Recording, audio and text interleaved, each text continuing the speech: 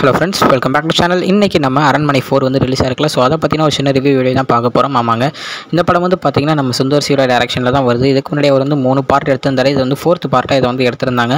So இந்த படம் வந்து பார்த்திங்கன்னா மற்ற 3 படம் மாதிரி தானா அப்படின்னு கேட்டிங்கன்னா இல்லை அப்படின்னே சொல்லலாம். கொஞ்சம் லைட்டாக கதையை கொஞ்சம் டிஃப்ரெண்ட்டாக சேஞ்ச் பண்ணி கொஞ்சம் சூப்பராக எடுத்திருக்காரு அப்படின்னு தான் நான் சொல்லுவேன். ஸோ படத்தில் வந்து கதையை பார்த்திங்கன்னா நம்ம தமன்னா அவர்கள் வந்து நம்ம சுந்தர் சியோட தங்கச்சியாக இருக்காங்க. ஸோ அவங்க வந்து ஒரு லவ் பண்ணி கல்யாணம் பண்ணிக்கிட்டனால அவங்க வீட்டிலேருந்து அவங்கள தள்ளி வச்சுருக்காங்க. ஸோ 10 வருஷம் கிட்ட அவங்க தனியாகவே வாழ்கிறாங்க. ஸோ அந்த 10 வருஷம் கழிச்சு என்ன ஆயிடுச்சுன்னா திடீர்னு அவங்க ஹஸ்பண்ட் வந்து ஹார்ட் அட்டாக்ல இறந்து போயிடுறாரு. ஸோ அடுத்த நாளே பார்த்தா தமன்னா அவங்களும் ஒரு தூக்கு மாட்டி இந்த மாதிரி இறந்து போகிற மாதிரி காமிச்சிடுறாங்க. ஸோ அதில் இல்லை, என் தங்கச்சி வந்து அப்படிப்பட்ட ஒரு கோலையான ஒருத்தவங்க கிடையாது, எனக்கு அதில் டவுட் இருக்குது அவங்களுடைய மரணத்தில் அப்படின்னு சொல்லி அந்த இதை நம்ம சுந்தர்சி அவர்கள் வந்து விசாரிக்கிறாரு. ஏன்னா அவர் வந்து ஒரு லாயராக இதில் வந்து கொடுத்துருக்காரு. ஸோ அப்படி விசாரிக்கிறது தான் இந்த படம் முழுக்க உள்ள கதை. அதுக்கப்புறம் என்ன நடந்துச்சு, என்ன ஆச்சு, நம்ம தமன்னா அவர்களுடைய ஆவி ஏன் வருது, என்ன ஆச்சு அப்படின்றது தான் கதை முழுக்க சொல்லியிருக்காங்க.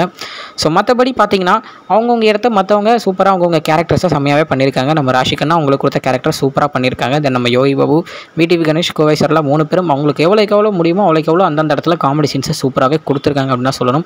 ஆனால் காமெடி வந்து ஒர்க் அவுட் ஆச்சா அப்படின்னு பார்த்தீங்கன்னா 1-2 இடத்துல ஒர்க் அவுட் ஆகிருக்கு, மற்ற இடத்துல கொஞ்சம் கிரிஞ்சாகவே ஆயிடுச்சு அப்படின்னு தான் நான் சொல்லுவேன். ஸோ இன்னொன்று படத்தில் வந்து ட்ராபேக் என்ன அப்படின்னு பார்த்தீங்கன்னா, இப்போ ஒரு சீன் போயிட்டு இருக்கா, அந்த ஒரு சீனை ஃபுல்லாக அவங்க முடிக்க வந்து தவறிட்டாங்க. ஸோ அந்த சீன்லேருந்து திடீர்னு இன்னொரு சீன் போகிறது, ஸோ அந்த சீன்லேருந்து இன்னொரு சீன், அந்த மாதிரி நிறைய சீன்ஸ் வந்து இங்கே வேரி ஆகிறனால ஸோ கரெக்டான ஒரு கதையில் வந்து இந்த படம் வந்து போகலை அப்படின்ற ஒரு சின்ன ட்ராபேக் தான் எனக்கு தெரிஞ்சிச்சு. மற்றபடி பார்த்தீங்கன்னா படம் வந்து சூப்பராகவே கொண்டு போயிருக்காரு. அங்கங்கே லேக் இருந்தாலும் கிளைமேக்ஸில் சூப்பராக வந்து நிறுத்திருக்கிறனால படம் வந்து நல்லாவே இருக்குது அப்படின்னு தான் சொல்லணும்.